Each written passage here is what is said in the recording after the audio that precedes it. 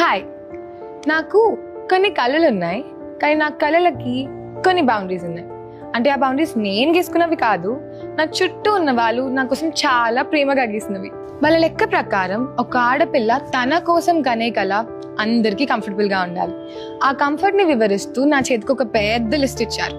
నేను ఎంచుకునే కెరియర్ చూడ్డానికి మగవాళ్ళ పనిలా ఉండకూడదు, నా చుట్టూ ఎప్పుడు ఎక్కువ మంది మగవాళ్ళు ఉండకూడదు, నా కెరియర్ కోసం నా ఫ్యామిలీ, నా పిల్లలు ఏ రోజు అడ్జస్ట్ అయ్యేలా ఉండకూడదు. అన్నిటికన్నా ముఖ్యం, రేపు రాబోయే నా భర్త జీతం కన్నా నా జీతం ఎక్కువ అస్సలు ఉండకూడదు. నేను మరీ అంబిషియస్ అనిపించుకునేలా నా ఆశలు ఉండకూడదు. నా పెళ్లి వయస్సుని, ఆ 30 ఏళ్ల గీతని దాటించేలా నా కెరియర్ ప్లానింగ్ ఉండకూడదు.